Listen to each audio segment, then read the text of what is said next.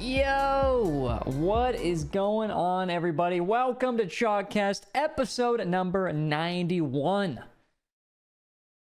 I forgot where I was going with that, but hey, what's up, everybody? We back. Really I was gonna say the World Championship is finished, but we actually did an episode before, and I kind of forgot. But everybody's back home now. The World Travelers are back from Dallas, back from CJ. Where'd you go? Toronto. Back from Canada. Why were you in Toronto?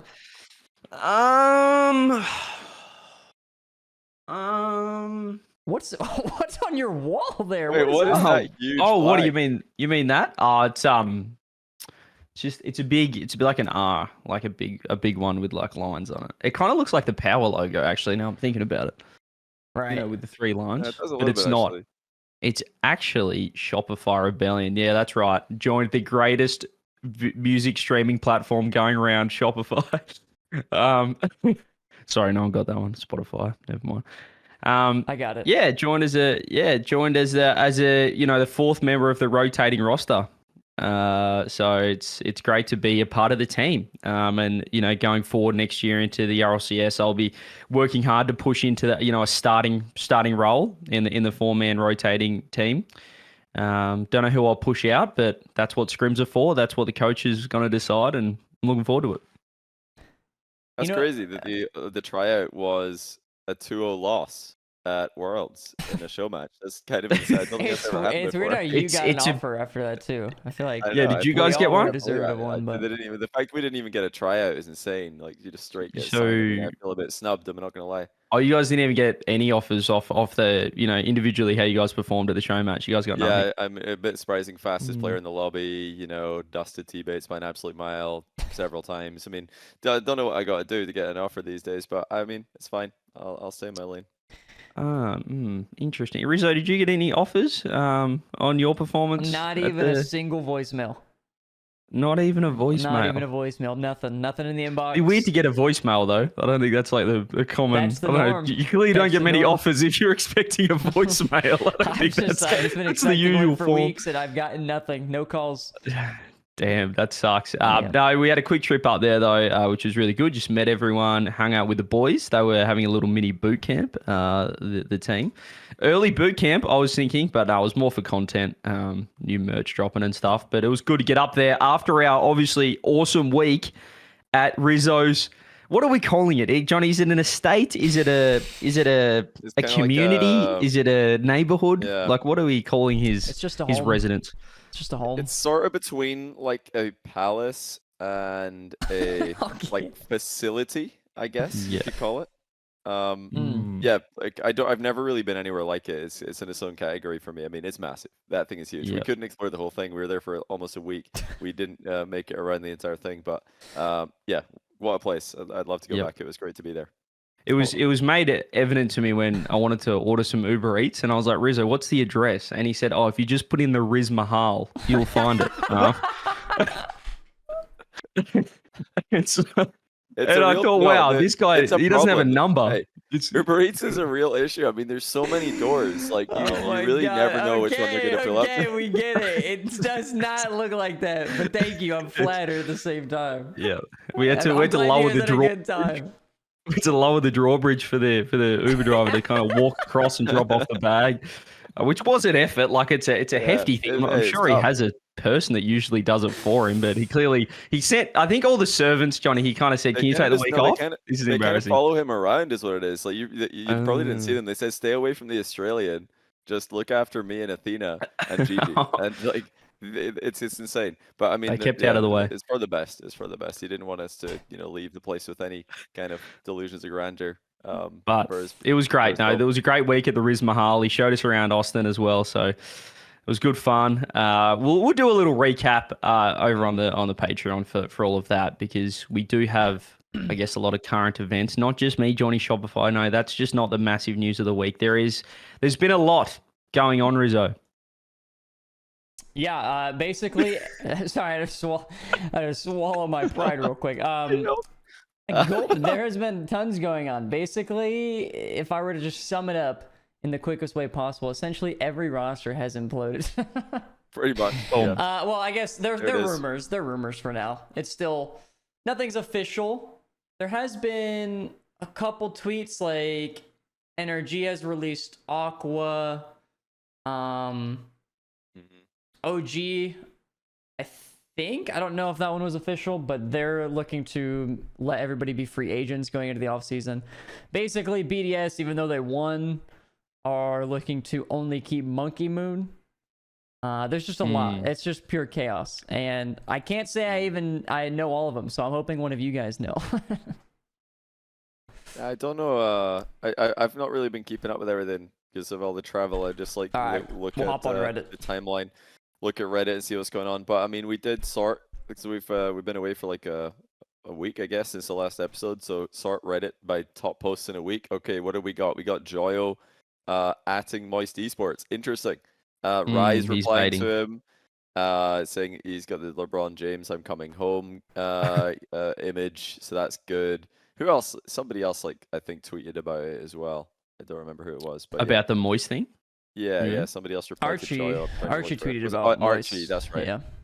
Yeah. So that's good. That's really. But I mean, when the players themselves are doing it, it's less convincing because it's not a leak or a rumor or anything. It's just they've got to be baiting, right? What's going on here? Well, it's kind of standard. Well, obviously we'll talk about this topic in a minute about sort of the announcements about Shift, about Alpha Cap and stuff. Like that's a topic that we'll talk about in a sec. But I think that's where it started because we saw even Arsenal making his own Shift S tweet about how he's LFT. He did photo of himself. Sources: Arsenal will be LFT heading into RLCS 2025 season. Dignitas is allowing him to explore his options. Which players could you see Arsenal teaming with? That was Arsenal doing it to himself. So. I saw that. I didn't realize it was him. That's amazing. That's really good. Yeah. Well done, Arsenal. So we had that. I think basically every European team now, every top European team has announced or there's been a rumor.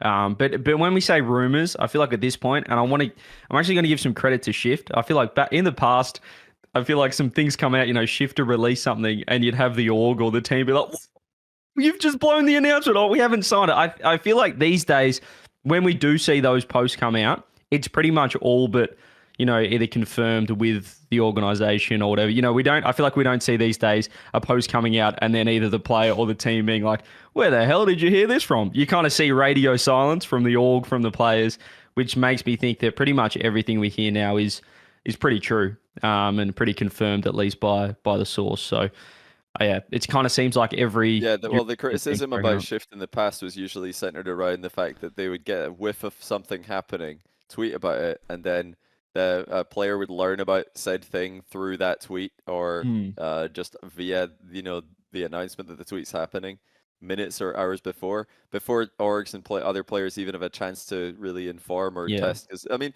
tryouts happen all the time, and there's failed tryouts happen all the time. And then nothing happens, the team stays, they stick. Like they try out a player, doesn't work, they stick with the player they've got. Does it benefit that player to know that there was a tryout? In many cases, no, it doesn't. It's better to just let that just slide on unknown so that the confidence isn't damaged and the relationships aren't damaged for remainder of the season.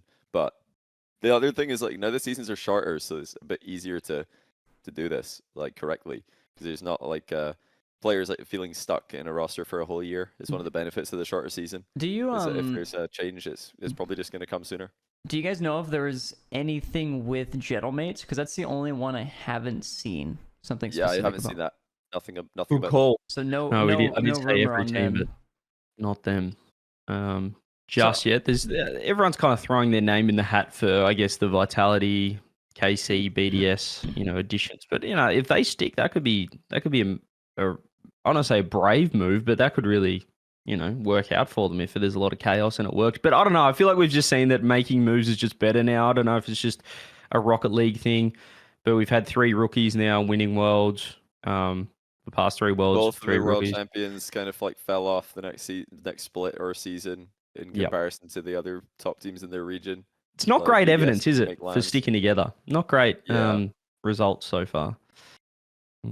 Hey, credit to Vitality for trying though. They stuck with the whole season, and in fairness, it wasn't going super badly till the very end. They were still, getting almost there. What did they get? Top 4 in Copenhagen Game 7 OT, away from a final. So I guess at that point they're thinking, we're not far off. But then at the end of the season they don't make top 8. So maybe hindsight they might want to look well, every team's probably looking at that thinking, yeah, we've got to change now, including BDS clearly, who just want to change everything. What was the rumor that they're rebuilding around Monkey Moon? Yes, they're rebuilding around Monkey Moon, which is probably the thing to do. Honestly, I think he kind of just wins. Which is pretty funny. It's not really funny, but when you look at last season, how he was kind of had to kind of scrap around and didn't exactly. I wouldn't say he was a number one prospect last season. Obviously, all the talk was Vitality.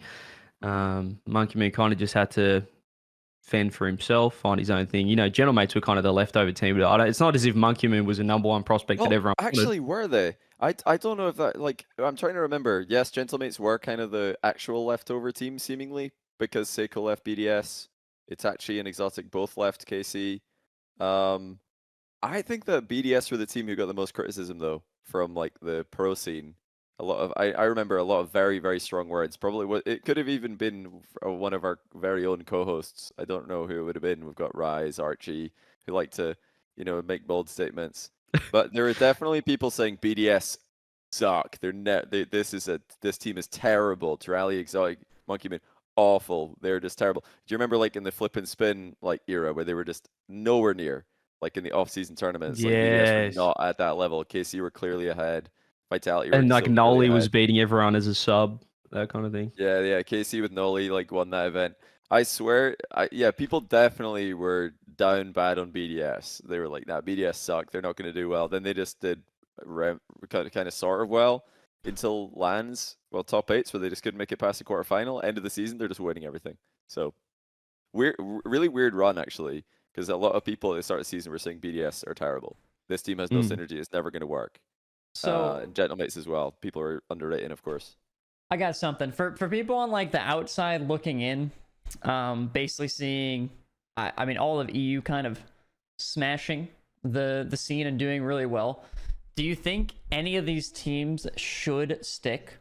Like in your minds, do you think it's odd that they are changing rosters? I know we don't have like any confirmation on Gentlemates, but if I were to make a bold assumption, I would guess that they would also switch. There's just nothing confirmed or no solid rumors yet. But is there really a team? And I think like BDS is probably the main one you're looking at here. Like they legit just won EWC. They just won World Championship. Should they seems stay? really dumb. Is it weird to just break? Yeah. It looks silly. It does look a bit silly. You won the last 2 LAN events, and one of them was a World Championship, and now you're like, yep, let's blow up the roster. It seems pretty dumb.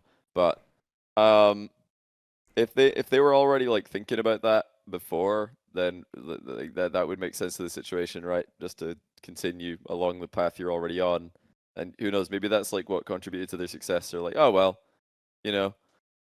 let's just finish the season and see how it goes. Oh, whoops, we're world champions. Cool. And should they now stick? I don't know.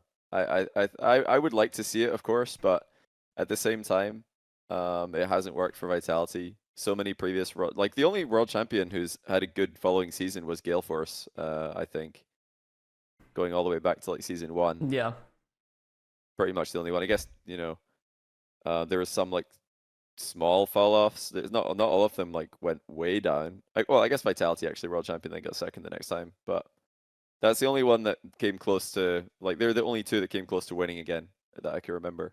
Which is really the goal. Is like if you're a world champion, you want to win again. There's nothing else that's acceptable anymore.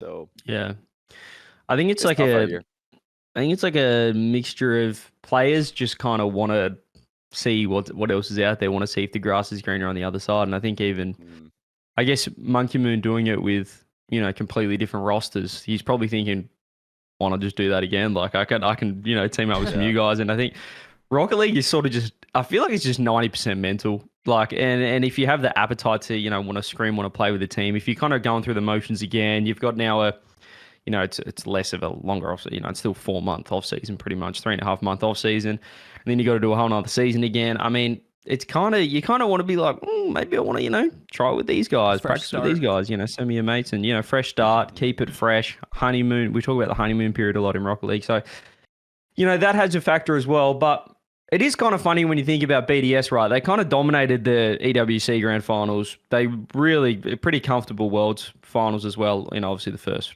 first game didn't look great, but we're still not really talking about BDS as like, oh, they're just way better than everyone else. I feel like we've kind of had worlds. They've won, even though they've won the last two big events, but people are still saying, well, Falcons, G2, There those was kind of teams are parity still though. right there. There were close series. They lost to Falcons in Swiss, and then Yeah. they had a really, really close series with G2 in the bracket. They had to reverse sweep Furia. They went game 7 with Falcons again. Even the final, G2 looked like they're going to win it in the first 1 to 3 games.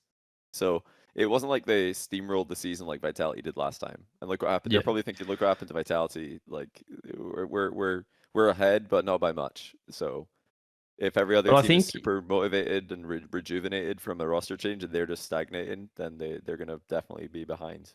Yeah, that's what I was going to say. I think it's so hard, because Rocket League, I feel like it evolves so quick, the meta, and everyone's trying to get better and better than everyone else.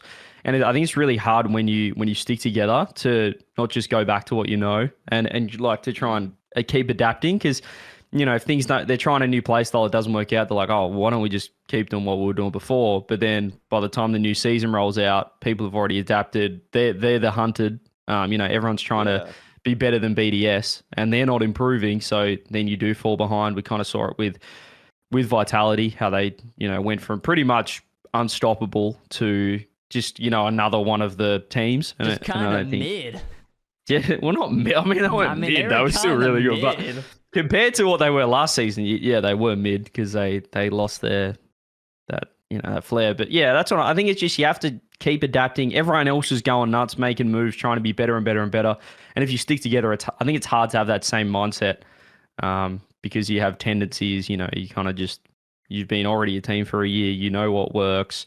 It's kind of hard to break the mold. You it might just be a bit safe, So I like it.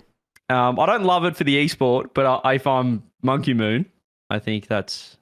I think it's fine. I think it's all right. Seasons are if there's a big gap like this now between seasons, they do feel like the seasons do feel more separated. So even if a team sticks for the off season, by the time the next season comes around, it does feel like it's so different. Everything else has changed. I don't know. I feel like the players still have the individual story, which has always really been the case for Rocket League. It's mostly been individual stories with the occasional team who do well for a long period of time, or this occasional duo who do well for a long period of time, which could still happen. There could still be duos sticking.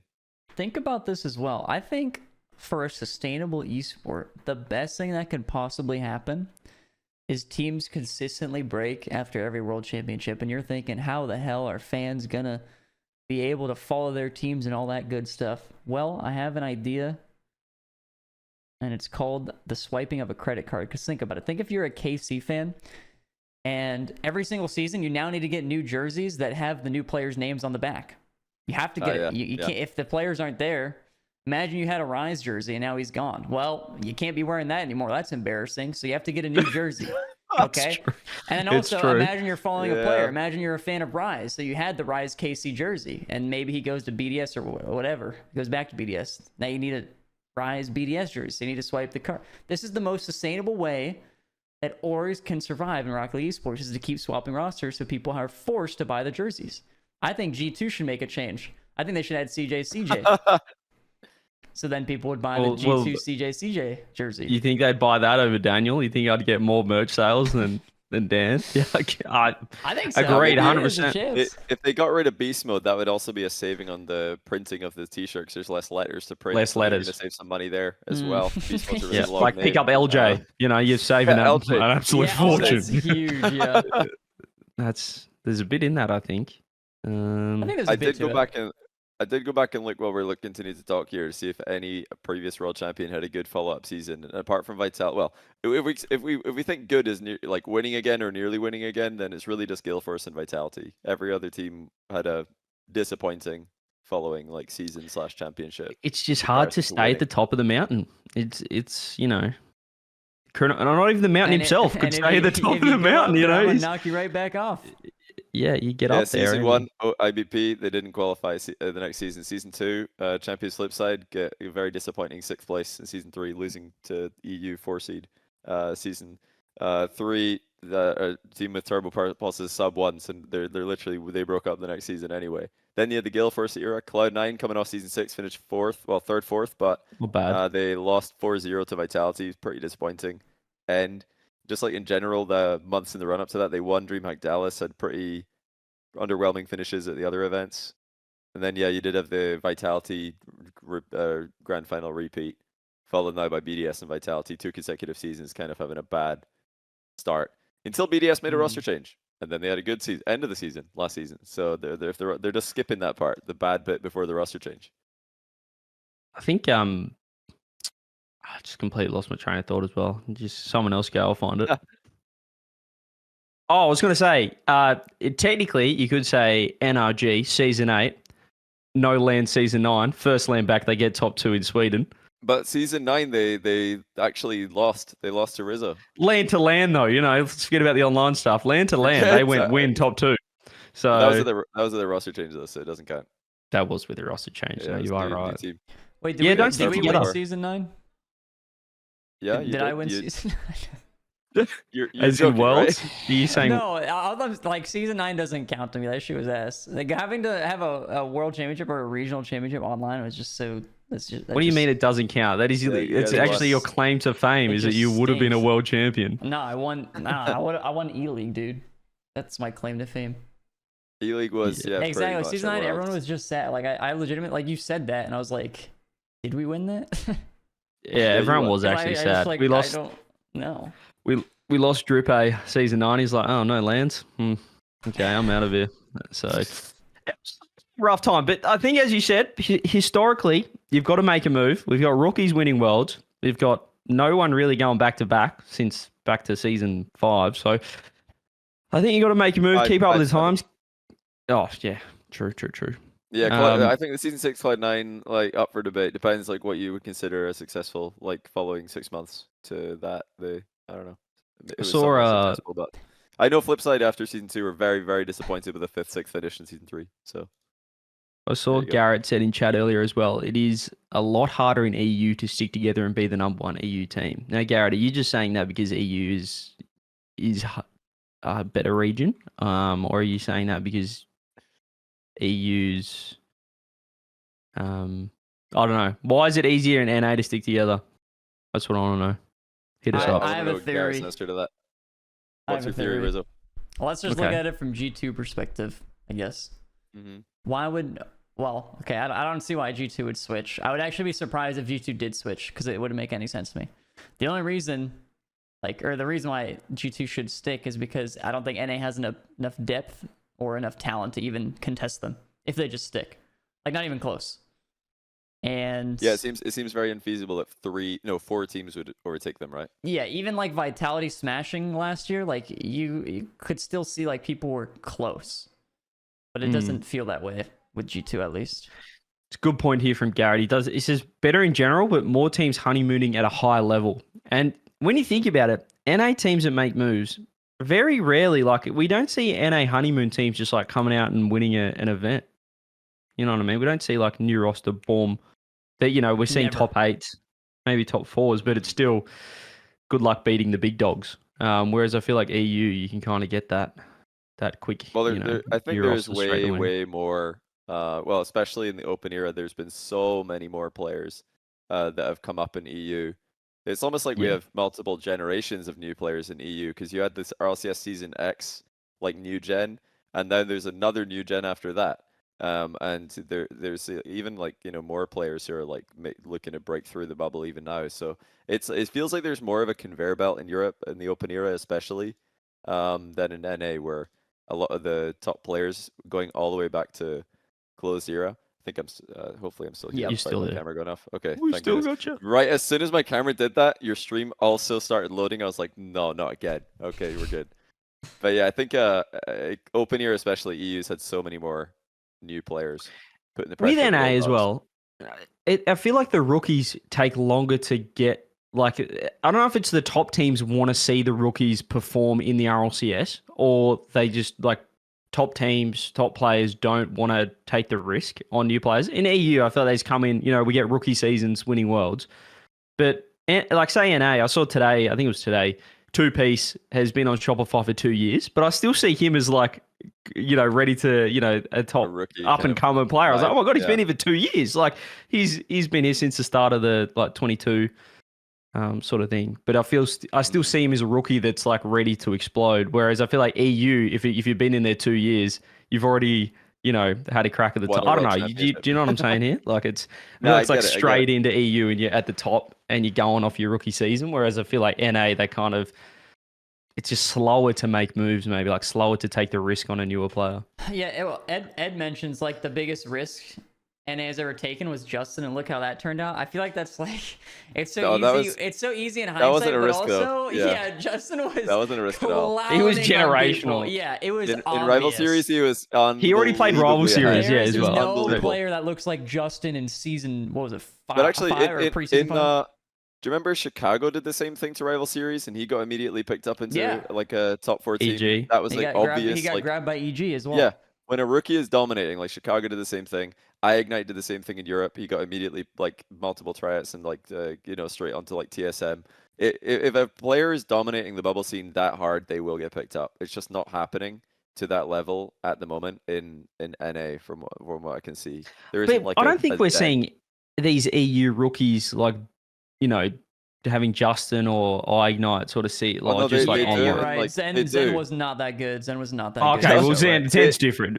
They do it in like Seiko wasn't that impressive. Seiko was not that impressive. You're right. Yeah. They do it in Brigette tournaments. I tell you, like Seiko, the French like scene knew about Seiko, and like Seiko is definitely right. Actually, before SMAD, I remember we got some stick for this when we did SMAD. We didn't draft Seiko because he hadn't done anything in RLCS, but he was definitely like he was dominating off-season tournaments at that time, so he would have been a fair like choice. I think Rasmuthor, to be fair, like Rasmuthor actually recommended him as a draft option, but we decided not to because there were more RLCS like quality players who we felt like deserved it more. But yeah, you gotta give credit to Rocket Baguette. That community is like just printing players. That's like the new Rival Series.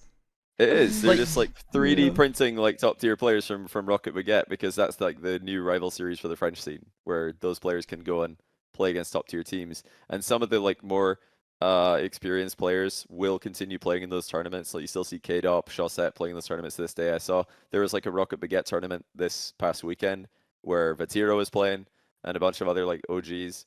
So you do still get the chance to play against and with those players. They continue to foster new talent. Whereas I don't really see that happen in NA. There's no community tournament where like you'll just see, oh look at that, it's Beast Mode playing with 2 up and comers or whatever. Not to call it Beast Mode in particular. It's like just just an example. Well, there's not really tournaments anyway. At least at the But if there was, I don't think they would play. Is my point. I think if there was if there was a community tournament, I don't think they would. If you kind of just said like, hey, you don't have to play with G2. Like I don't think they would play. I don't think it. I think that it's not like it's the OG's fault, because why would they foster younger talent who could come and take their spot? Like, what's the point? Why would you do that? Like job protection and stuff. But it's a little bit of elitism, like, oh no, I don't want to play with these idiots, and it's a little bit of like, I think, immaturity from the younger players in NA that make them harder to play with and vibe with, from what I can see. Because there have been attempts to, are there like those rosters prize pools for those Rocket Baguette tournaments? Yeah, the one that just passed, I think it had a 10k prize pool, and it was a LAN as well, if I'm not mistaken, in France. Oh, a LAN. And then are they like drafts? Like, do they draft the player, or is it like they just sign up with whoever? That one I actually don't know. I don't know how they did that, but yeah, they've got that. Like, I mean, Rocket Baguette are constantly doing tournaments, and there's a lot of other like smaller communities in Europe, like the Spanish Rocket League community, Italian Rocket League community has got their own league. The like Rocket Benelux countries, Belgium, Netherlands have their own league. There's a lot of like friends in the English community who foster young talent, as well as like Middle East has the Saudi e-leagues. I feel like that's what's probably missing for NA. Well, one of the biggest things that's missing. And also, the other thing is probably just ranked. We always hear like top tier NA players complain about ranked because it's just, solo play simulator.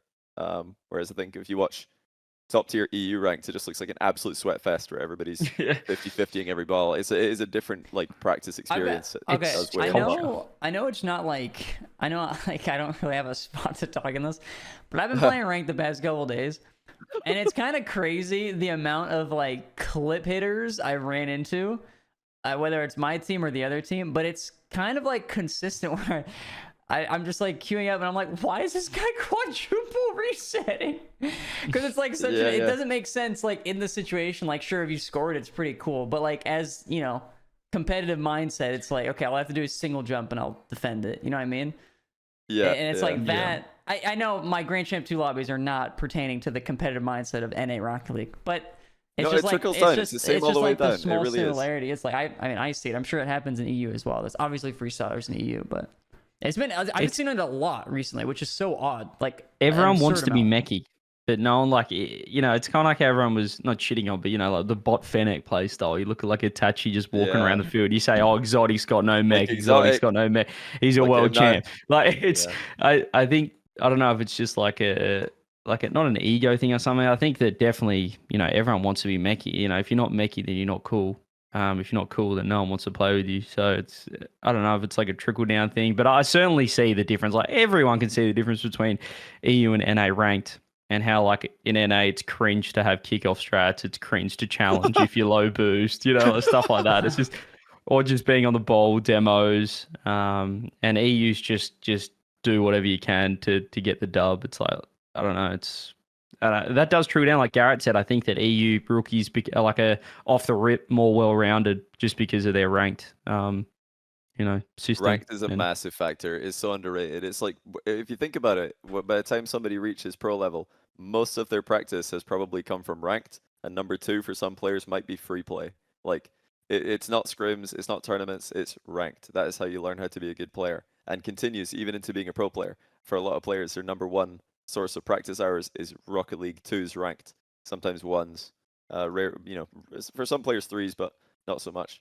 So if like the EU server is a lot more competitive with, it's not just the playstyle's part of it, but I think another part of it is just a genuine want to win. Like when you get 2 French players queuing into 2 Saudi Arabian players in 2s, that is an extremely serious match from the first kickoff, where both teams are absolutely tryharding and spamming quick chat when they score. Same thing with like, you know, the Spanish like players and the Saudi players. Like there's just so many. I feel like that national rivalry does make ranked so much more competitive. As my camera doesn't like me again. Yeah, it's also, I don't know. You've got, I guess if you look at say Snowmen, right, for NA, got a few kids playing. It does give you sort of Team Liquid vibes when they first got in, and Team Liquid took a while to sort of really hit their straps. Took a while, so. And it's kind of a similar trajectory for those guys. They're sort of like top 8, top 4 in it to get. Did they get a top 4 in NA or just top 8? They did. They got a top 4. They did. They got one top 4. Yeah. And then I think they got top 4. Then they failed to make top 8 the next event. So it was kind of like a, oh well.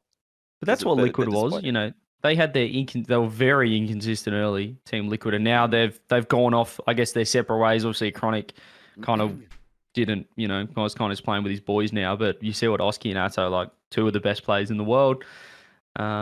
So you know, there's still talent around in NA. It's just certainly not as deep. Like, you know, we're not just going to pull out a Drally out of nowhere. I feel like for NA, Iconic had experience though, and Iconic played for that team. It wasn't 3 rookies, so it was like Team Liquid-esque, but Iconic did have a team in the past in RLCS. I think Iconic hit the first double reset in RLCS, if I recall, the previous season. So yeah, he had a XP.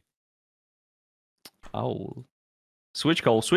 All right, boys, we're going to have to switch calls real quick because we got Garrett on deck ready to join in. I don't have the cams ready, but they put me under a bad situation. Here we go. Hello. Oh. Hello. We're switching scenes. It's not ready yet. I'm fixing it. Oh, what an addition. Mid-pod, if you're listening, we've just had other Mr. GarrettG join the pod just because he wants to get in. When we're talking about NA, you're listening to 3 of the most inexperienced North American yappers. So we needed you to. I feel like you were getting frustrated in the chat listening to us yap about the rookies when we have no idea what's coming up. So talk us through the NA scene. How you doing, man? I'm doing good. No, it's not frustration. I think it's just I think it's more of a complicated answer more than, oh, NA teams aren't willing to take a risk. And in my head, that's part of the problem. It's a risk. It's a very big risk, I think, with NA upcoming players compared to EU. It just feels like there's a whole mindset difference. Like Zen and Vatira and all them, they're like crying on losses. Like it's so serious to them. It's so important. And with NA upcoming players, it's more like obviously, I'm sure they want to win, but they're afraid to show they even try. For the most part, they're just kind of like in between. Like it feels like You they're just just want to kind of be around. You want to be on a top team, but just chilling. yeah, Like yeah. But yeah. that stems down from the top NA pros as well. Is it like carrying his cringe in a way? In a way, yeah, for sure, for sure. And then I've also thought about how really I feel like a lot of the upcoming players now have been looking up to all the best, for the most part, all the insane NA players have just been insanely mechanical for like almost forever. I mean, even going back to like Kronovi Yeah. and Marky Duda, just from day one, there's been a playstyle difference, I feel like.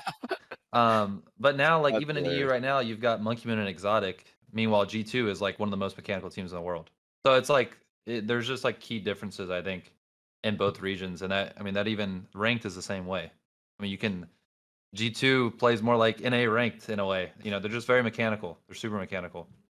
So you think Marky Duda is to blame for the current state of affairs because Kronovi and Marky set the servers off on two completely different trajectories? No, I mean they really did. It's always been different. There's always been a big playstyle difference, I think, and I think that's why it's harder. I mean, a team like OG is top 4. They're beating the teams that have the most upcoming players in NA, and that's not it. I mean, that's just how it is. I think the players learn the intangibles a lot slower in NA because of how ranked is and because of how like they've kind of formed their playstyles coming up. Exotic, if he had no success, he would struggle to get looks in NA. He would, because of how he looks No when he mech. plays. Yeah, no triple flip reset, no win. So there's like a lot of things that add up to it, and I think the only comment that I do get frustrated with is like, oh, why like an NA team is not taking the risk. If there was a very clear path to getting better, everyone would take it. It's just a risk. It's like a very long project, I think, to get someone who is like unrefined in NA compared to the experienced players in NA.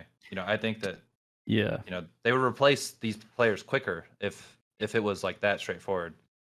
But do you think I don't know. like in NA the mindset is still just being a top 4 team rather than like I want to build a team that can win a world championship? Do you think like that's everyone's kind of just accepting that G2's the best or Gen G's up there and you just want to be amongst it? Because I feel like if you're building a new roster, picking up a veteran, you're not winning worlds. If you have like just, it's the old boys club or something like that. But it might be good enough to just be, a top 4 team. I guess you look at how OG, as you said, they were kind of just, they were the gatekeepers, I guess, of the top 4. But you could never see them, I guess, winning a worlds. But is it like the safer play? Do you think like there needs to be a mindset shift to trying to, let's build a team that can win a world championship rather than a team that can be just a top NA team or a top 4 team? Yeah, I mean, I guess so. I think that mindset gets harder to feel as realistic the less NA wins. So like as it becomes less possible, the goal kind of also goes down a little bit. But yeah, I mean, I'm sure that would help. I think it's hard to imagine winning a LAN when you're just struggling to beat one team in NA. Yeah. That's like, okay, this NA team, I mean they did really good, but if we can't even get over this one hump, how are we going to beat teams that are on paper might be better than them, because they have better competition, whatever. But I don't think OG were happy. I know for a fact they weren't happy. So I think they want to win. I think they're just a genuine skill difference. So that makes it hard. I don't know though. It's a hard question because it's a weird thing because it feels like it happens so easy for EU, like with the upcoming talent. Like they're always super good at ones. They're always, they're not necessarily like glass cannons. Like even Drawley, it literally looked like it took him one event to become world class. After that, like that first event, he looked a little nervous, I think, if I'm remembering right. Yeah. Yeah, and then after that, that never happened again. He won worlds.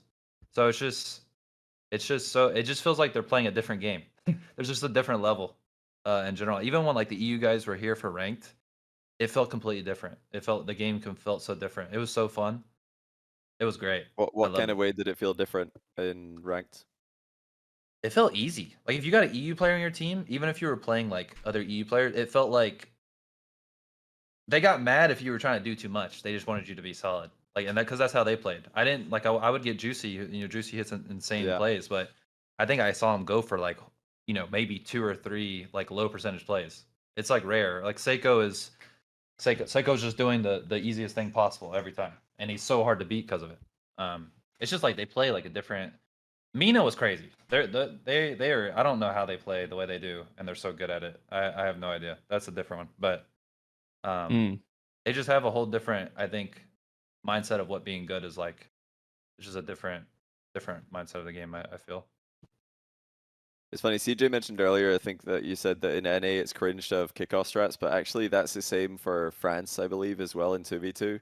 They don't like stratting kickoffs in 2s. I don't know if they've started doing it yet, but they think it's cringe. It's the one thing that I think is holding France back in 2v2. But then in 3s they don't do it, have that problem. It doesn't translate. They have a bunch of like 3s kickoff strats. But yeah, Garrett, what do you think about kickoff strats? If you get bumped in the first kickoff, demoed in the first kickoff, what's your reaction? Are you like, oh man, they got me? Or are you like, oh, this is cringe? After that, I just spam him the whole game. I kind of don't. It depends how how mad I am about my ranked points. If I rarely rip one off the start of the game, but if someone does one, it's like the floodgates open. I'm doing it the whole game. I don't care. So, Well, but NA has started doing them a lot more. To be honest, I mean, I think everyone does them now. When EU was in town and you were playing against him and you got like kickoff stratted, were you like, oh, fair play? Instead of like, oh, this is cringe. Like it was just different when they did it. I never did get kickoff shredded. Only Mina did that. No, Mina do it a lot.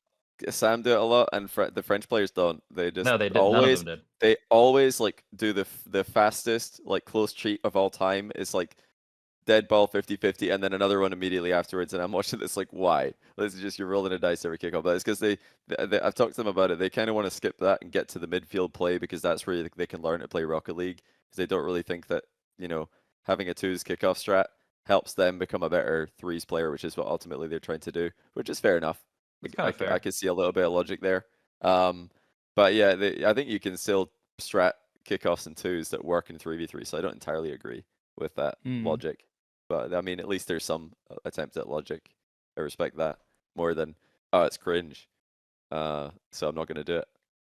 Yeah, Monkey Moon did have one of the best cheats I've ever seen, though. So, bro did not. I feel like I could not beat him on like an even 50-50 cheat in 2s. It was so hard. I don't know what he was doing, but that's something. Oh, who was it that said that Monkey Moon was? I swear, like I remember hearing it might have been his previous coach Mew or someone at BDS who said that if the Monkey Moon is able to read 50s better than anyone else in the game, and if you showed him a pause like image of Rocket League and said what happens next, like, or if you had the play and then you pause it, what happens next, he's able to get it right a lot more than the rest of the team could. Does someone in chat remember if who said that, or have I just completely made that up? Because I swear it sounds right. I might have read this. I think it was one of them translated interviews. I don't remember who gave the interview that has been translated. I believe it though. I think I think it's been a shift now. Like I don't know if you've seen stuff, but we've been playing with Chronic and whatnot when we're over there. Heaps of people trying out the Monkey Moon settings now, and I feel like back in the day, everyone was like, "Oh, Monkey Moon's just like whatever, like he's lucky or he's just positioning, he just walks around the field." And now I feel like I don't know if it's a shift in NA pros, but everyone's like, "I want to try and play a Monkey Moon. I want to copy his settings." What's that guy got? Because now he's a 2-time world champ. I think everyone tried him for at least a day after this. After both worlds, I've tried him multiple times. Well, it's funny when people say that. I hadn't played Monkey Moon in a while. But bro's also mechy. He's like low key mechy. He just like he doesn't troll with it. Like he doesn't force it. Like it feels like he does it when it makes sense. Same with Exotic. I would get Exotic on my team, and he would just rip the most random solo play. When it made sense. Honestly, I didn't even hear what your question was. I mean, it was everyone's kind of, I don't know. I feel like now NA's, I don't know, maybe open to the idea more of trying to be like EU. Maybe it was always like that, but I feel like there's a shift now. I'm gonna predict, or maybe not predict. I'm gonna say that in my opinion, Monkey Moon's biggest difference, you could call it equality in a player, but I think the thing that is the most obvious when I watch a no nameplate like anonymous car, and I'm like, that's Monkey Moon. What always gives it away is how close he is to the play at all times. He never leaves. He's just Yeah. always there with I've 12 noticed boost, 24 boost. You know, the mid boost will be just a little bit over there, not too far away. He's like, "Nah, I don't need it. I've got 24. I'm just gonna stay here near the play." That's the biggest thing that I always, if I'm watching like a Monkey Moon play, I'm like, yeah, everybody would have gone for that boost except this guy. He never There's- goes. He's fine. He's like, I don't need it. There's so many times, you know, like over the many lands that have been in NA over the last couple of years, that I'm at home playing ranked during. He gets so frustrated at his random NA twos partners because they'll go, and then he'll be close, like he'll play the play after, and then his NA ranked partner leaves all the way back home, and he takes like the most perfect 50 for him, and it's like a free goal, and they're just never there, and he gets, I can tell, like he gets so mad. He's not afraid to quick chat as well. Monkey Moon, Yeah. like he streamed a lot before Worlds, and it was so funny. Because I don't understand a lot of French, but I understand enough to know that he's just absolutely fuming all the time. He just sounds like French Jesse raging at his teammates for not being where he thinks they're gonna be. That's like Really entertaining. That's like the NA style though. It's like it's cringe to stay on the ball with low boost. It's like, bro, I stole your boost. Go back corner. Like, give me space. You know, it's like I swear that's whereas E, always just stay been on a the thing. ball. I think we've Yeah. talked about this with Garrett before, or maybe even on the podcast, but I swear this has been a thing for a long, long time. Where I think it's just Monkey Moon. Yeah, I swear, like going back to RLCS Season X, Monkey Moon just stopped leaving the ball, and nobody in Europe could beat him, so everybody started doing that a little bit more, and now he's doing it even more. Like he's just taking it to the next level, never leaving the ball. But I mean, G2 leave the ball a lot, and they're dominating NA, so obviously they're doing something like right.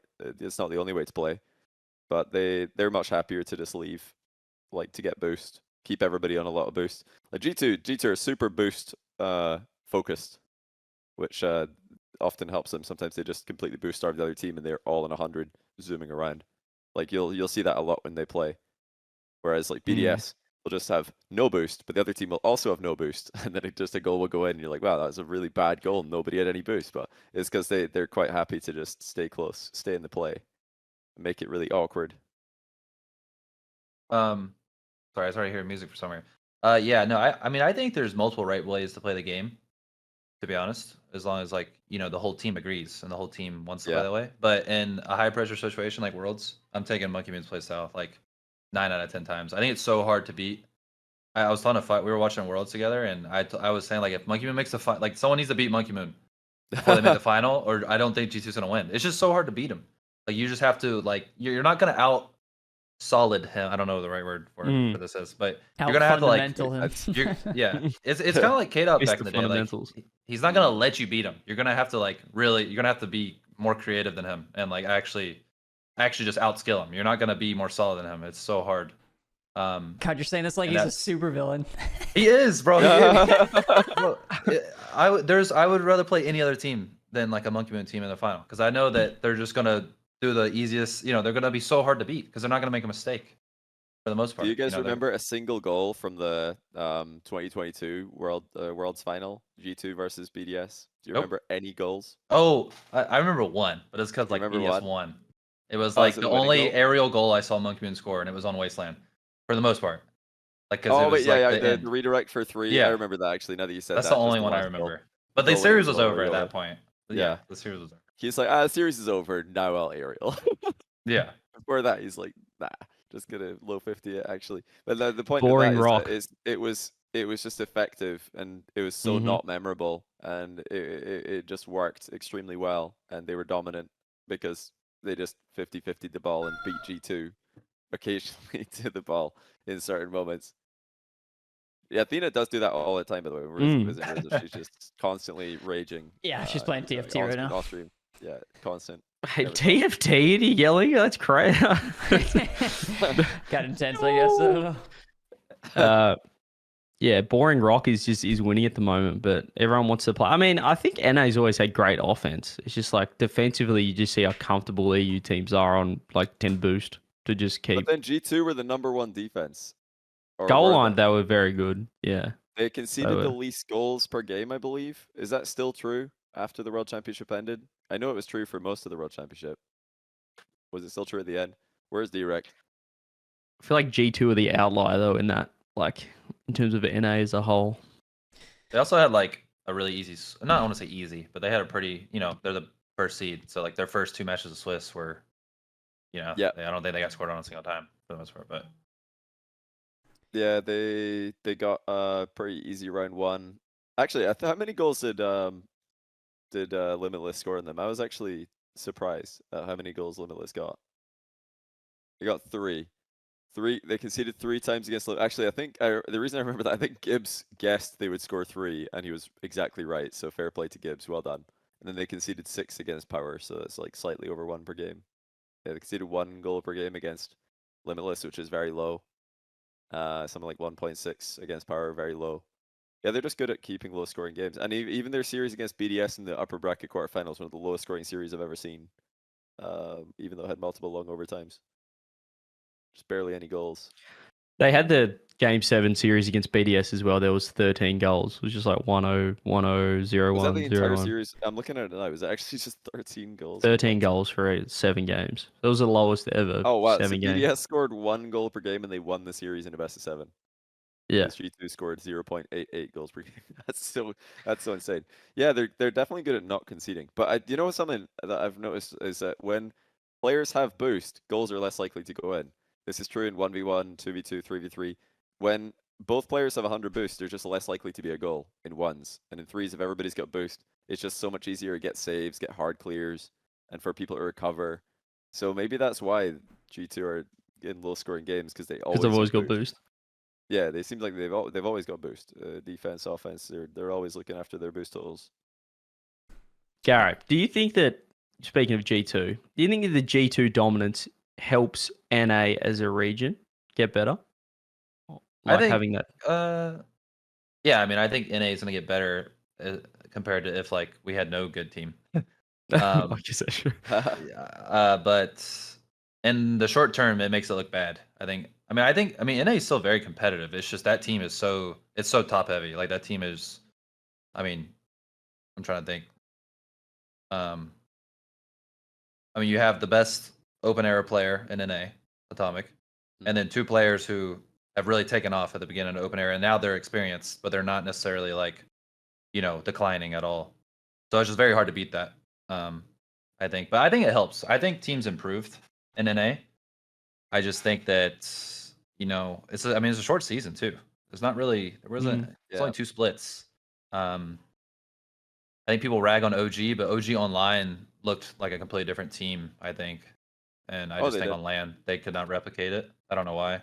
I think if OG was playing more to their level, NA would have looked more competitive. Space Station was competitive. Gen G, I don't know how to explain Gen G. I don't know. They were way better than what they played as. I'm not sure why. Who knows why? But like, they had a lot of skill. Like I think that they just didn't play to the level they could have at all. Whereas like K Corp somehow ended up being. I'm trying to think. There's K Corp, Gentlemates, BDS, Vitality. K Corp with the strongest start ended up, not making a LAN. So it's a different. The reasons are in 2 different states, I think. But I think NA is still improving. It's just EU is too good. It's too good. It's too hard to show it on LAN right now. I need you to give me hope, Garrett. If you were the spokesperson for NA, what would you say to the teams to be able to beat anybody in EU? Give them hope. What makes you able to win a world championship? The soldiers need to hear it, Captain. I picked up an EU player. Oh, fuck. We're fucked. We bring more EU players. I cheated. I cheated as what I did. So I don't know. That's actually true. You didn't even do it for America. You just made a hybrid team. You're saying just pick up Monkey Moon, pick up a 2-time world champion. There you go. Yeah, perfect. I mean, I don't know. I think NA's got a lot of catching up to do, and EU like not being completely changing up again is gonna make it even harder. So, what if we get NA to stop working on flip resets? What if we have them practice 50s nonstop? I don't think it's possible. What if we just get NA to all play 1v1s? That's also not possible. I was going to say that too. It's like all the EU rookies are all really good at once. Always, it feels like every single time. It's another difference, I think.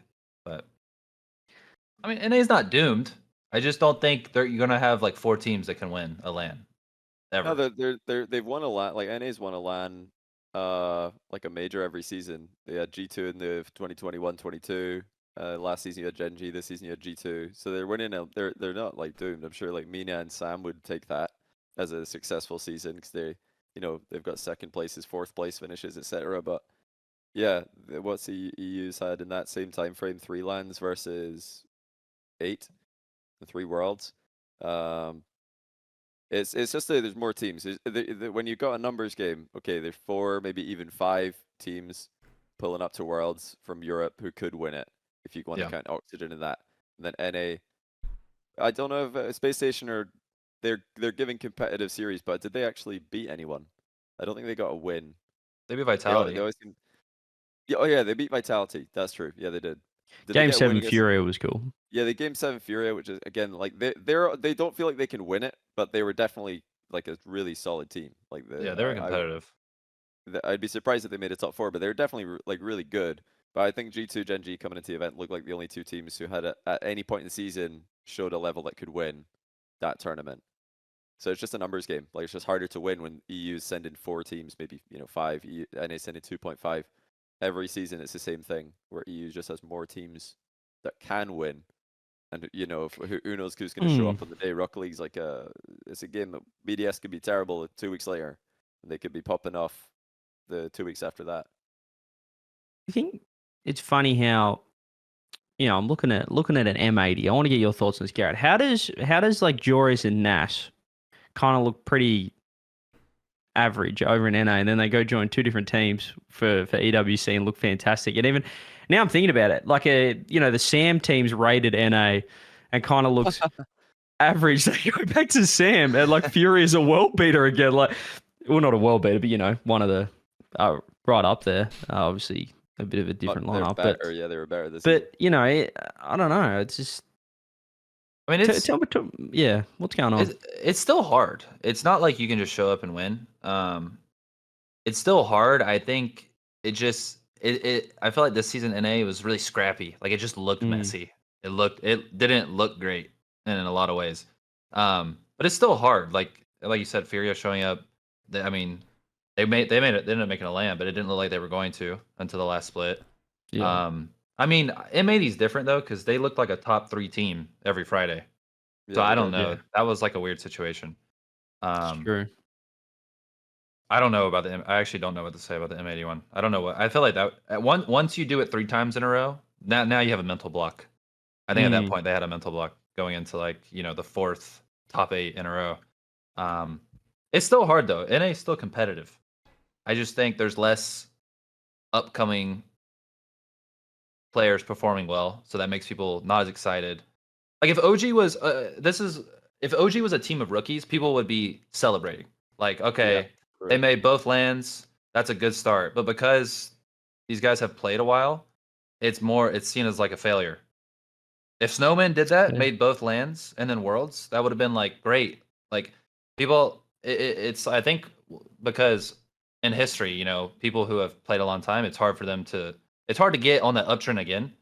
And then people's perception of them it also seems impossible. I worded that terrible, but like I said, like if Snowman made all 3 LANs, it would have been like going to next season. This could be top 2 team NA because they're on the uptrend. But these players have had long careers, so they're going up and down. And I think there's just a lot of optics around that are not as excited. Like people just get excited for new players. There's no baggage. There's no history of failure. There's only upside.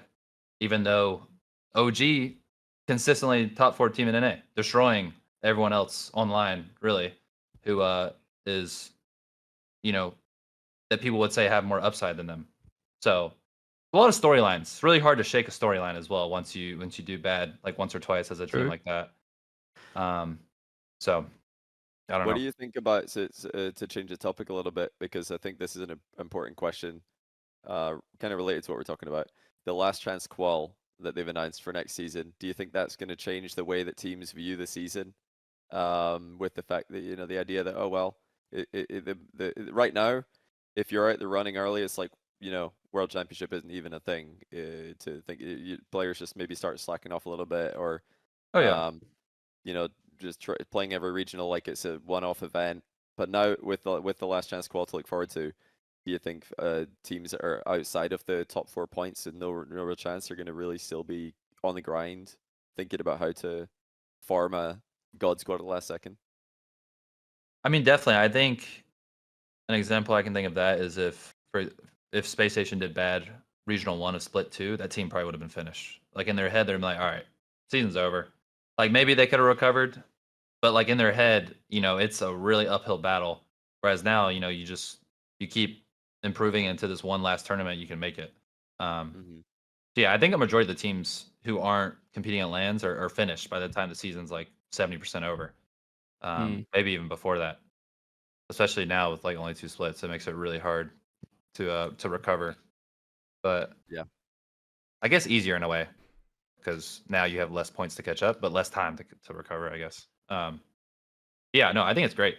I wish there was 3 splits again if it's this kind of format, but the LCQ definitely, well, at least not in your season so early.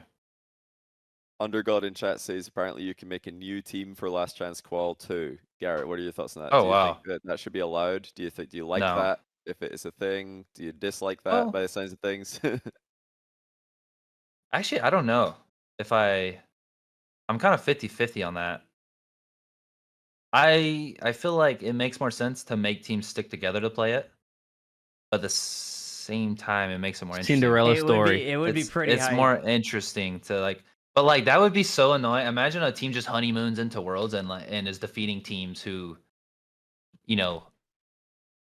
qualify. I mean, it'd be a cool story. Actually, I don't care. I see it in your eyes, Garrett. You're loving it. It'd be cool to watch. It'd be cool to watch. He's looking up. It'd be cool to watch. I like but... that you started that sentence and it was definitely going to end at how bad it would be. Like, actually, it would be kind of cool.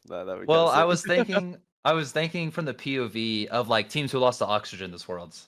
Like you're probably like, come on, but it was fun to watch. So when I was watching, it was fun. So, I mean, you can't be too. I like it actually. I changed my mind. Yeah, I like that. Well, on that similar note, do you think that we only had 4 spots for NA and EU?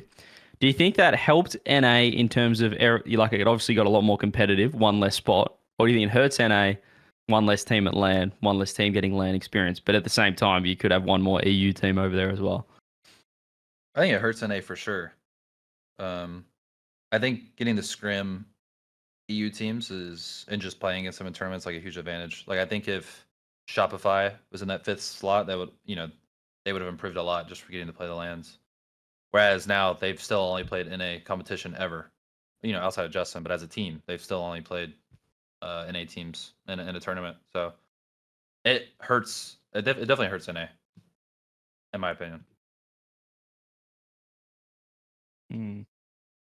Interesting one, because I we talk about complacency or teams just wanting to be in the top. Everyone just wants to be a LAN team, but like as you said, you watch EU, you watch Zen, and they're crying after they're not winning Worlds. Whereas it's kind of like a mindset switch of, do you just want to be good enough to be like one of the top teams, or do you want to be good enough to be a world beater? Which I don't know. I can see an argument of like having less teams, making it more competitive, can drive the region to get better, but as you said, you lose that 1 extra team getting LAN experience. Essentially, they have a 5th spot next year, and it's 20 team Worlds, and the 5th. Well, yeah, last chance spot would be a last chance qual spot if NA can be a top 4 region next season, which I'm sure will happen. Sure, I mean, you gotta think surely. What is the average performance of the region?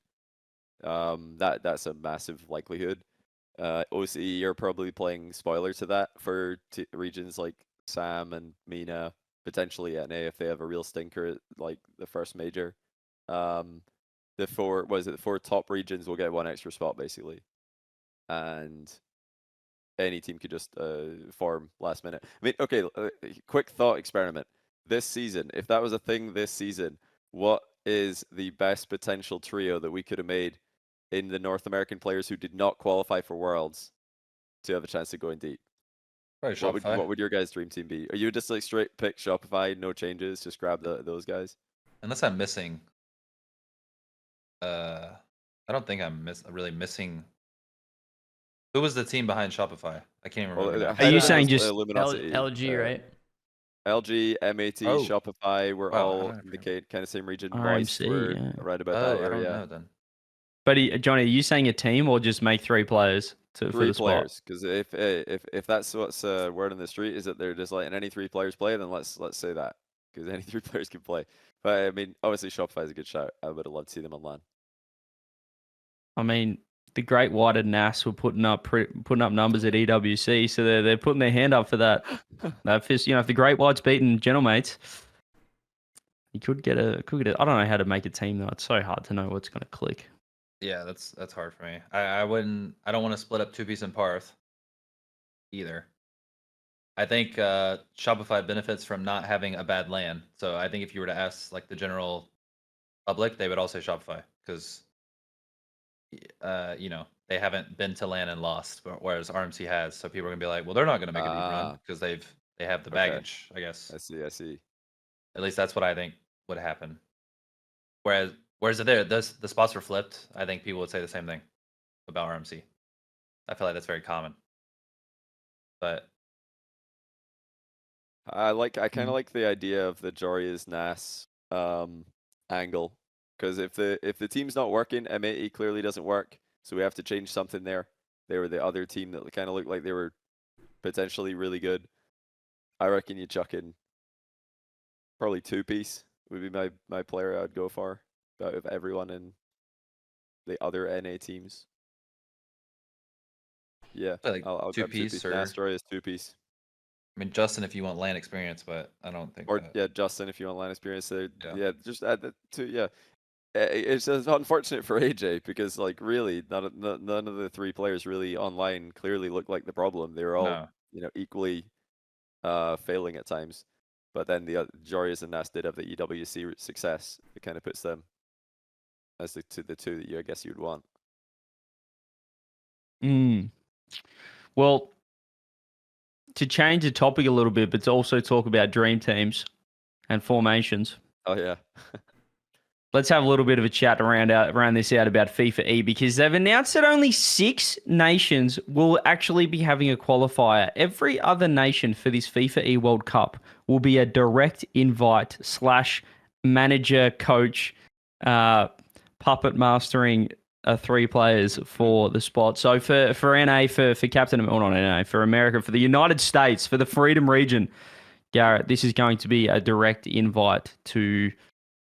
We're assuming like G2 just get a spot now. Do you like the direct invite, or do you think we should have a qual for these nation spots? It depends. If I'm like, let's make a hero run and get to represent NA as a player, I'd be like, yeah, I want a qualifier. But for NA to win, I think G2 needs to be there. I think it's entirely possible G2 could lose in a 1 bracket, and then NA sends a worse team. So, yeah. So, in saying that, you also think, with a potential FKLJ plus a third, you don't think there's a possible combination of 3 players that could be better than G2 now or in next season? I think it's possible.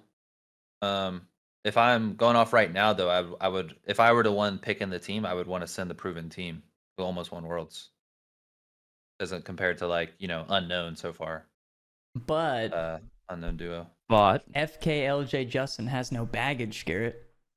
I wouldn't say G2 has baggage. G2 has results, in my opinion. I guess that that's doesn't a good count. point. 3 finals in a row. That's a resume. That's not baggage. That's a resume. That's a resume. All right, you're not That's wrong. a whole CV. I'll give you that. You almost got me there, though. You made me nervous for a second. Actually, Like nervous. Using you're my not wrong though. Like Varskiller LJ +1 is also no baggage. It's true. The statement wasn't incorrect. It is true. It's also true about G2. I don't think. Surely they don't have baggage. CJ, what were the 6 nations hosting qual? We've got South Africa, Argentina, Brazil, big one, Belgium, Netherlands, and Spain. So the big, I guess, well, obviously Brazil was one of the big ones. How many of those regions crazy have qual. more than 6 players besides Brazil? Like, okay, FIFAe. not 6 players, but like 6 world class. You know what I mean? Like the top players. Like how Well, many? maybe not world class because Spain, they're kind of none of them have made Right. lands recently, but they're all. I'd say they have 6 players who are close, like to the same level, like way more than 6 who are good enough to win on any given day. But like how That should many? be a good tournament. How many do Netherlands have? Like I can think of like Joreuz and Probably a couple Oli. teams, maybe 3. You Three got teams. Oli. Well, Yeah, Oli's okay. Dutch, Meteen is Dutch, Joreuz is Dutch. Then you got Tho and Mike Boy always play together. Team, And I feel like I'm missing someone. There's another Yeah, that's a good that's team. been like See, making lands.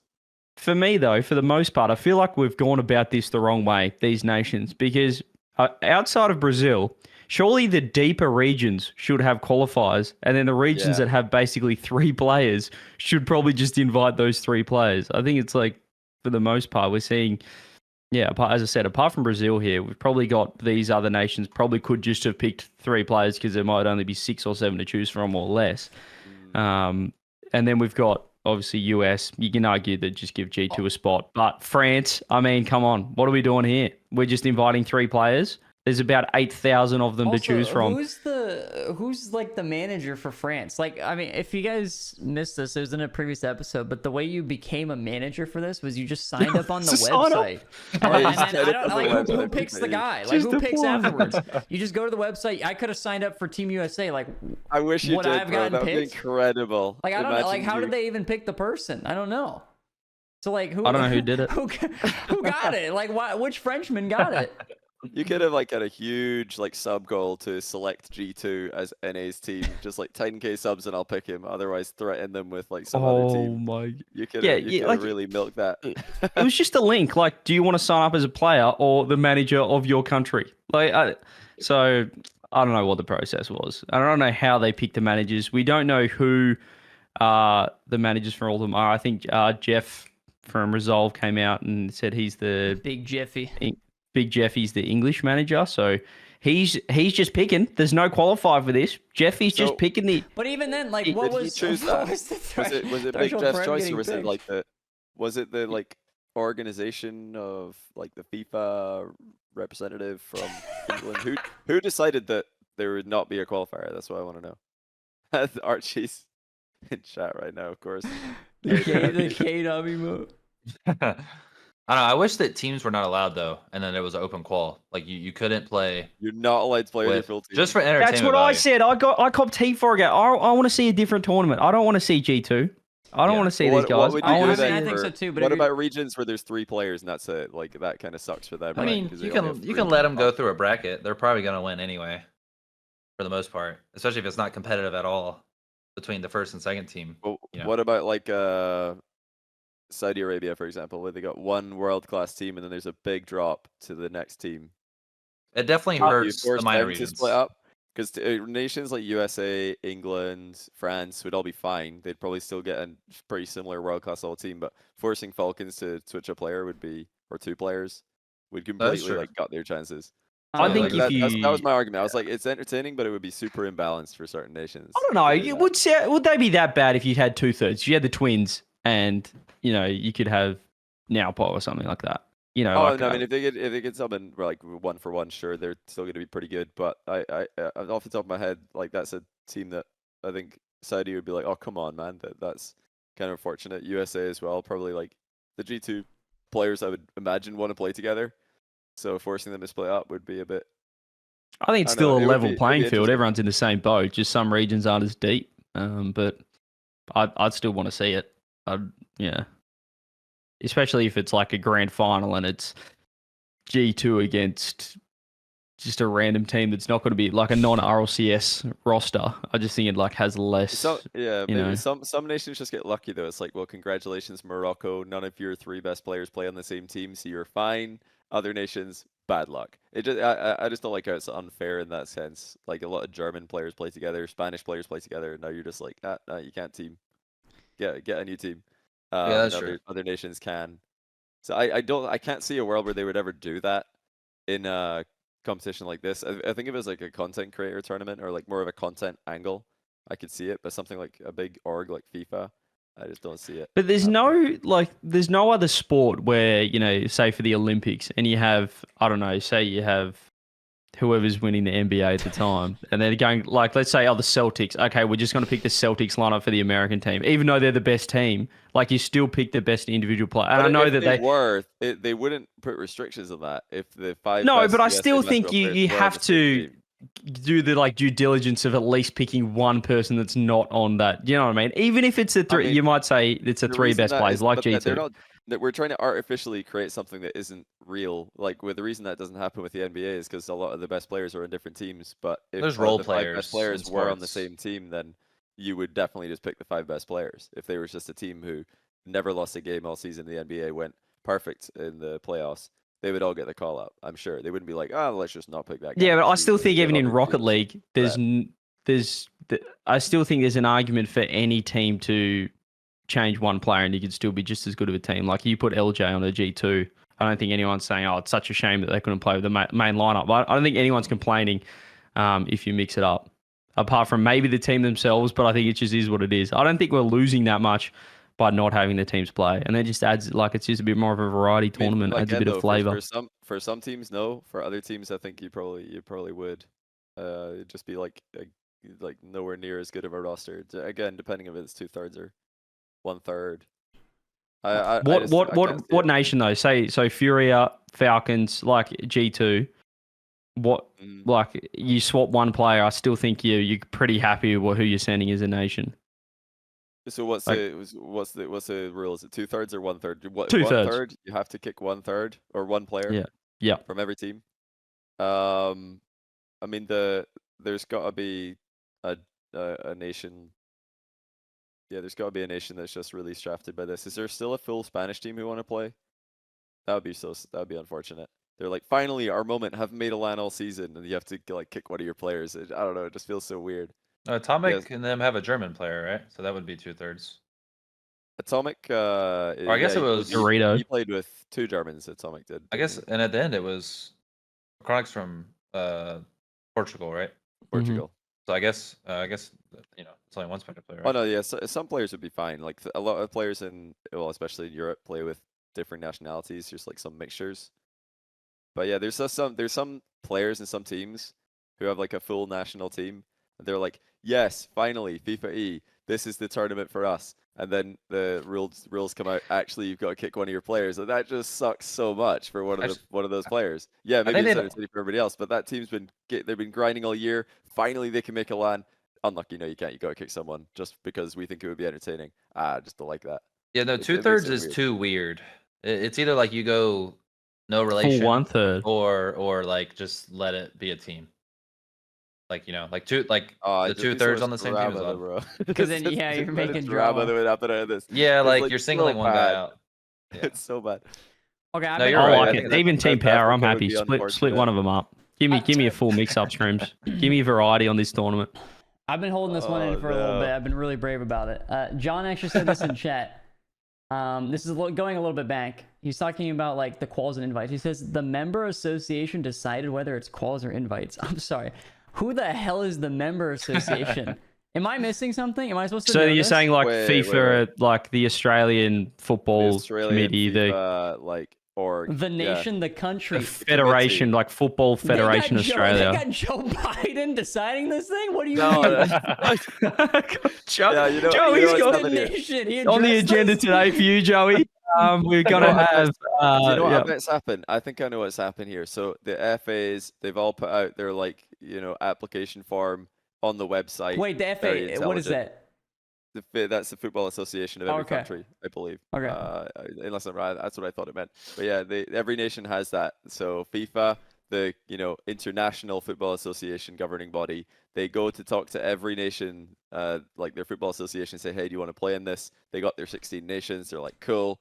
We've done our research. We know who all the good nations are. Definitely haven't left anyone out. Canada are terrible. And then they've gone and put their website up with an application to find the best candidate to be manager from the scene. And they've gone and asked all these managers, so hey, what should we do here? Should we run a qual? Should we just invite? And the managers in some cases are probably just going, you know what? I've got this. Leave it to me. We don't need a qual. And the FA's gone, yep, we don't need a qual. It's fine. But I then bet that's what's happened here. also, Adam Baguette said the U.S. football or the U.S. FA says they are not involved with the tournament when you email them. Smiley face. So then it's like, who is? I'm so confused about the whole thing. It's just like, is this even information that's supposed to be known? I feel like it makes sense to understand why managers are getting picked or like. That could be wrong though. Like if they're emailing the wrong person, maybe they just got like they have no idea. Probably intern answering email. Like I haven't heard of that before. Like what's Rocket League? Like we're a football organization, not a Rocket League organization. I feel like it's up to the managers. I don't think it's. I feel like they've just thrown it at the. There's no way they've gone. You're the manager, and for this one, you're doing a qual, and you're the manager of this country and nation. For this one, you have to pick 3. I feel like it's up to the manager. Like full transparency, this is speculation. I'm guessing that the managers have decided whether they want a qual or not. I have to. We got to get a manager on here. Is Jeff the only one we know who's a manager? Jeff is Big Jeff the only brave enough one to say he's a manager?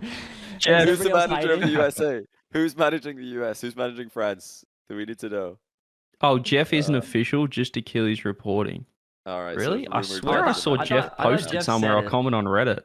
Did he not comment on? Did he not reply somewhere? And Jeff said himself. Can we get a link? I swear I read. I've definitely read Jeff. I swear I read that somewhere. Coming out and Jeff, help. We want to know whose idea it was to have quals. We need some consistency. Like you're all inviting, you're all calling. Because it would just make more sense. I think to have quals. That's going to be banger entertaining. The Brazil qual is going to be insane. Imagine you're like playing fighting for the chance to rep Brazil for the first time, and you got like some legit threats to Fury in that tournament. Yeah, well, it's the same with like US. Still would have been exciting, and France is a massive one. Like, French qual. Come on, like we're missing out on content provided to our eyeballs. Instead, we're just inviting. I don't know who they're going to invite. Teams, it would have been literally all the new French teams. Oh, it would have been so perfect. We don't even know who's getting invited. Let's speculate. Who's the French team then? Because they've all blown up. Oh, but it all depends. Invite only Zen, Monkey. Yeah. What if the manager, like Jeff is Williams, but what if the manager for this is like it's someone from BDS? Or it's just sort of. What if it's just someone that's completely biased to like certain players? What if Garrett signed up and he's just not saying anything? Like, what if he's the French manager? The French manager. What if he's just hiding that info from us? No, I'm the only NA player who signed up, so I'm actually going for NA. Oh hell yeah! Congratulations. No, I don't know. So good. You could be like that Australian breakdancer who selects yourself to represent Australia at the Olympics. Be like, as the manager of USA. But seriously though, like if you have, I mean, clearly you can have, like Jeff is a CEO of Williams of Resolve. Manager, CEO. Maybe CEO. CEO. Anyway, so clearly you can have people that are tied to an org. You could just have, if it's invite, if they're actually picking the spot, you could have BDS or whoever it is just pick their org players because you're going to need exposure. And then you could set like it's for sponsorships and stuff. Like there's a massive conflict of interest. Obviously for Resolve, I guess you have cash and stuff, but there's less, I guess, of a conflict of interest. Not like the top 3 players are all on Resolve from England. Can you imagine that next season, like Resolve just come out with the same roster that got selected for England at this FIFAe tournament? They're like, we're proud to announce the Resolve roster for 2025, and it's just the England. Yeah, but the conflict of interest, exactly. You could have BDS just picking BDS signed players. The sponsors go, hey, we're getting some money. We're representing France at the FIFAe World Cup. Thanks, because the manager is from BDS or something. Like that seems so rigged. I mean, surely like this had to be approved through Sonics as well, right? Like, I would hope that. I wouldn't think to that extent of like, hey, we're doing a manager's thing. I think it's just like, here's our tournament idea, and they're like, cool. That's it. I think. I would just if I'm on the esports team at Sonics, I would hope that some guidance at least was given, just a little bit. I know like they had to ask the countries for approval because it's FIFA, and they care on that degree. But then after that, you would think there's a little bit of oversight from like, someone who knows somewhat, like Sonics, like Cliff or something. I don't know. I would hope, but maybe not. Maybe I don't know. Maybe it'll be random. It sounds pretty last minute because what are we now in October? Well, about to be in October. depending where you are in the world. And when's the event happening? Have they said when it's going to happen? Didn't say end of No. 2024. Yeah, Where's it at? There is still no date on this thing. Yeah, you're right. I think. Yeah, Wait, where so is they've is just- it on the website? FIFAe. What? So this could be during next season. No, they said end of No, this it year. says 2024. It does say it says so. I Yeah, mean, but there's no Wikipedia date. 12 question It mark. just They says say December question mark. mark. Which that might be Wikipedia. Like I don't know if they're guessing. They're Wikipedia. guessing. They don't But- know. But this is 100% a LAN, right? Have they even said? Yeah, it's do a we know LAN where it location? is? I believe so. Yeah, I believe. We I mean, it don't has know. to be right. It's international. You can't do like Australia. Oh my versus god, it's South an Africa. online. It's a League Imagine of it's Rockets World Cup. I actually could Imagine. see it. I actually could see this being online. Not even kidding. No way. No. It has to be a LAN, bro. No. Has to be. I could see it. I could see it. Do you What are these remember, Garrett, guys? These guys do you do remember the first one that FIFA, we done? the soccer You- game. You won Football? it. You... Sorry. yeah. Garrett, do you remember winning the League of Rockets World Cup? Yeah, I do. Yeah. Garrett, you should actually be the USA player. You could defend your title. Yeah, I'm undefeated. You're undefeated at World Cup events. What, Even wait, the what- A while intel, ago. What year was even it? the It was well, 2017 or 16. Hey, Yeah, and a then while we ago. went to the Intel World Open. Now that was only between Canada and South America, Brazil, pretty much. But 2-0, 2-0. Oh, you won that one All as I'm well? saying. Yeah. Well, let's I had- go. Hey, Well, I listen, had first killer. call but him up. First killer in Call him up. Chicago. You know that was the tournament him where up. we got your coach banned from from events. Oh, says The skyscraper incident. Wait, that's Oh, was that event? The lag and I was stuff. teaming me, Sizz, and Fire, and that's when that happened. Oh no. Classic event. That is the only thing I remember from that event. Losing and then Sizz talking about the skyscraper. It's because probably he had like high ping, right? Yeah, he was Bro, lagging.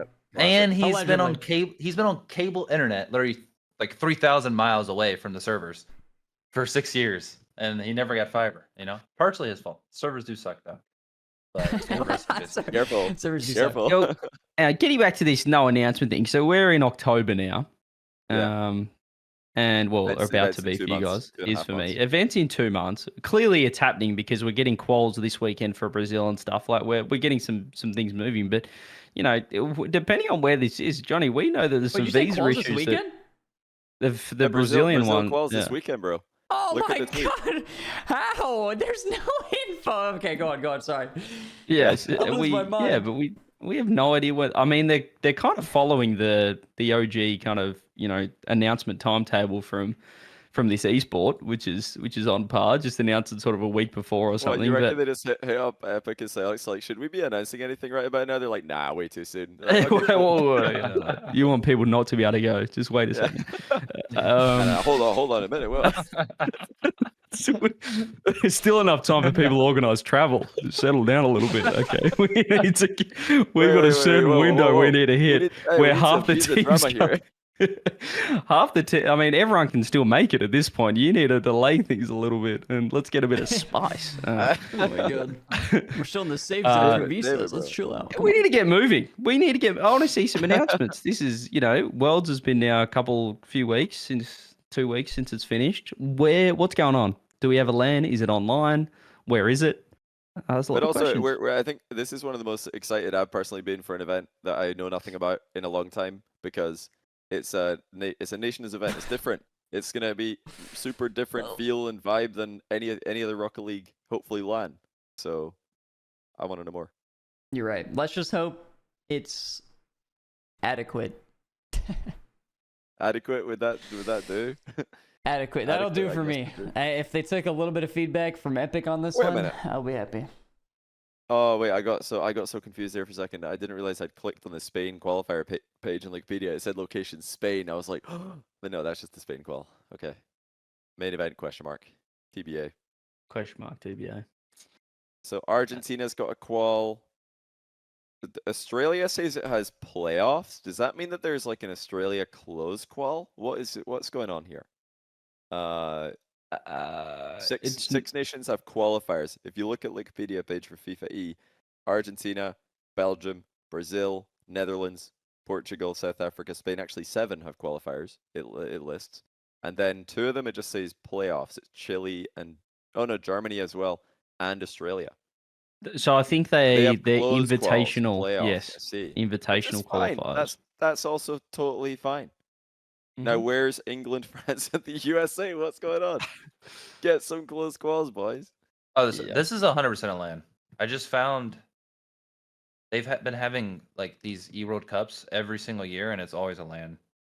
For at least Because we're just an where is attachment, it? aren't we? This is like a FIFA thing. It's an attachment to, whatever the game. I forget what the game's called now. It's not FIFA anymore, right? But or is it PES? It's You like said not FIFA anymore. Oh, they No. brought PES back. No way. PES. No, PES is eFootball, Nice, I bro. think. Okay, Wait. well, whatever the game's called. yeah, they did- EAFC, that's what it is. There you go. FIFA World Cup has a Wikipedia page. It says it's been running since 2004 till 2023, and from this year onwards, you'll have Football Manager and Rocket League added. Oh, I want to go watch the Football Manager. Hang on. World How Cup. is Football That's Manager a thing? Like, what are you? Wait, That's what? incredible. They just they just run a league. Everybody just hops in the same league, and they just play for a whole week. See who can get the best Wait, results. how do you have Wait, okay, this has to be another episode about how you have Football Manager and esport. What is it like? Yeah, Yeah, but- well, I had a decision. My player came to me, he had a little bit of a sprained ankle. I thought I'd just sit him out for one game and then put him back in, scored 2 goals. Like, what's going on there? I was about to say because I was like FIFA's not. No, it makes perfect game sense. anymore, It's easy. right? No, Football Manager is easy. All you need to do is get 16 players. You just need 16 managers. Literally all you need. And they go and manage the virtual team. And they have a virtual actual World Cup in person with the managers managing the teams. It's easy. Wow, okay. That sounds exciting. No, I'm there. I'm keen. Let's get. Well, involved we in are that there when it because happens. Rocket League's there, but I don't know if we're there or how we get there or where it is. So we'll find out, I'm sure. Surely, Well, no, if you- have they announced it? Do we like not even the FIFA side? Because this isn't really a Rocket League thing, is it? EA. Let's see. FIFA FIFA. E, FIFA 24. Where was the location last year? Saudi Arabia. Last Okay, year, well. the FIFA E World Cup was in Saudi Arabia, 2023. Was it really interesting? Well, I guess we know where we're wait. going then. There's a Wikipedia page for this. I Actually, think we figured it out. EA Sports FC on Wikipedia. It's an entire different You section. guys doing a deep dive? Yeah, the year before it was in Copenhagen. There's a whole in list. 2022. Well, gee, we're following the Yeah, the wait, hold on. RLCS Go. calendar at What's the next? moment. Wait, Hold on. London We go before back that to is Dallas, London? Where are we going? London, Fort Worth, Dickies Arena. Okay, interesting. What a quinky dink that is. Oh, they were in London Um, a bunch of years, I guess. Yeah, they were just in London for a while. All right, New fellas. York City, 2016. We have to wrap up the show, so we're gonna Yep. go on to Patreon questions. We don't want to keep Garrett here all night, although we would love him to be here. We got one from Osklo, and he says, "Will we see a different variation of?" Oh, okay, it's for me. Turbo's cheeks, or will we be seeing a new journey for World Championship glory out of Rizzo? Turbo's cheeks. I don't know what Turbo's doing. I would be honest. Don't even know if he lives in the U.S. anymore. He said he was going back. I don't think he did. I have no idea. He could be in like Canada for all I know. But hey, if Kep wants to play, if Turbo wants to play, I'm in.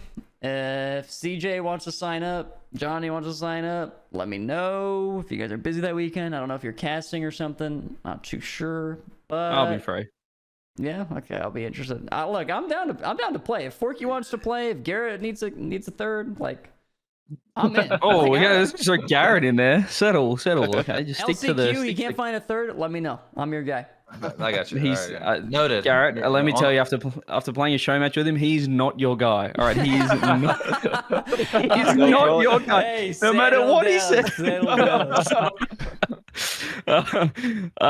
I've got one Patreon question from myself, Garrett. Now, you're talking about how important 1v1 is for the EU scene. Ones has been announced. You're trying to ascend that mountain again in the RLCS. Tell me you're going to be joining the one circuit next season. I've been playing a lot of ones. This season, that's a lie. I played 20 games. But I'm top 40. automated response. I've been playing. I'm top 40. I'm up there. I mean, why not? Oh, that's I'll- nice. Okay. I'll sign up. Nice. So I'll you're sign playing up. once? Yeah. RLC, yeah, you signed Of course. up. Yep. I mean, the prize pool goes out to 128 people. I'm there. Yeah, there you In go. ones as well. I'm assuming. I don't know. Maybe it'll be 1,000 people. Who knows? But yeah, of course. I don't see why it wouldn't. Hope. Please be 1,000. I had signed up for the road, whatever that was called. Champions but after that, the Rumble turning grind into Twos turning grind the next weekend, I just didn't want to play that weekend. So dodged it. Yeah. Successfully dodged. Lost to the check-in bot. Wait, Happens to how a did lot you of do us. in Rumble? I made it one series away. I lost to the second place team, I think. We were like on the qualifying series to Sunday. Got destroyed. Oh, so Yeah. was it like top 48 or something? Or 32, maybe? It was either like 32 or 24. Or I don't remember. Not it was bad. hard. Oh, it's top 16, John said. So wait, who'd you team with? Justin and Squishy ran it back. Oh, that's sick. Oh, nice. Yeah, so, that was fun. Those people are impressively good at Rumble. I did not expect that. They can barely aerial, but when it comes to like operating a plunger, they're 10 out of 10. Oh, you mean the opponents? I thought you meant Justin and Squishy over a second there. No, no. When it comes to operating a Barely plunger, those aerial. guys know their shit. Ooh. What else we got here from the patrons? Do you think that NA needs a playstyle shift? And to convert, basically, I'm just summarizing Scott from RoboNull. EU's isn't about flash, rather precision. Guys like Exotic are phenomenal threes players and a huge part of great teams. Whereas with NA, we have 3 of our best players seemingly having to peak to beat these guys handedly. Do you guys feel NA needs a playstyle shift in order to compete with EU? Garrett? I mean, I think that answer will always be like the playstyle can improve, but I think it's a very complicated solution. I don't think it's as easy as like let's change our playstyle, you know. But yes, I would say so. But that's a long, hard. I don't know. I'm saying long and hard 4 times in a row. But, Just one more time. that's not an easy thing to do. I hadn't clipped it yet. Just yeah, I know what you mean. Very tricky one. Any other Patreon cues?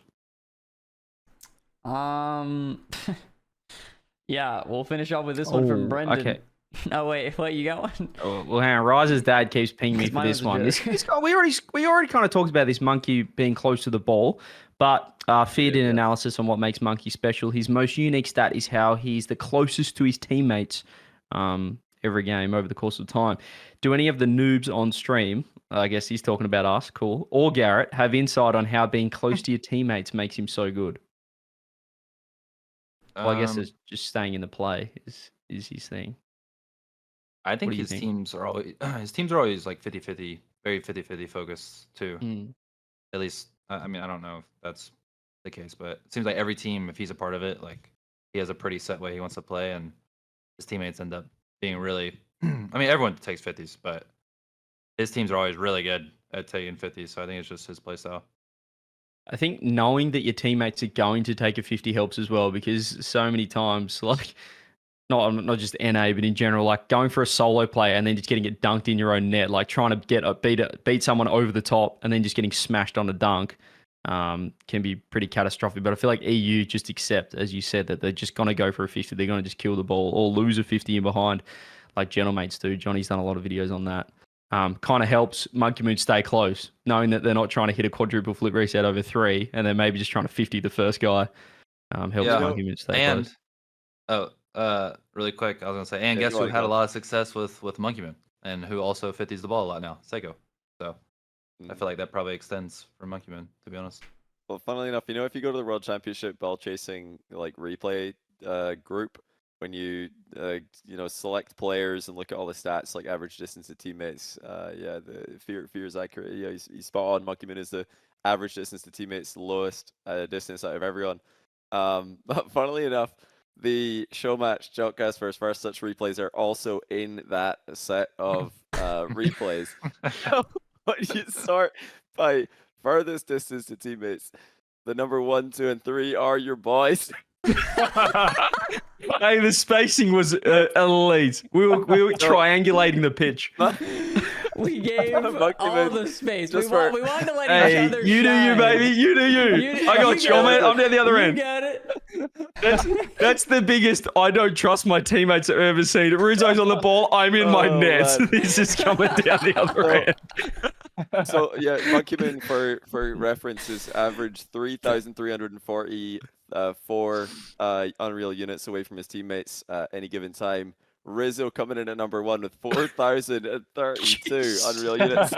Get closer to me. That's like Come yeah, it's on, like 20%. away. That's like a 20% Hey, difference. Hey Rizzo, hey, scooch over a little bit, buddy. Get a little bit closer to me. Come on, we're all friends. Oh my days. Yeah, over no, it. actually, that honestly, that's such a good stat going into the Chalkcast show match too, because it just shows the scale, like how it's great, just showing how close you have to be to your teammates and how shit we are in comparison of not being close to each other. I have to take some of the blame for that. I did spend a lot of the 2 games that we have as a reference here, just literally leaving the play to steal boost. Like I boost ran Mario T-Bits. Kart track. I took 4 boosts in a row in game 1, mid, back corner, mid, and T-Bits just followed me the whole time. I just let them know and come. I'm not back. I'm taking all their boosts. I'm not coming back. I just like left CJ and Rizzo and T-Bits.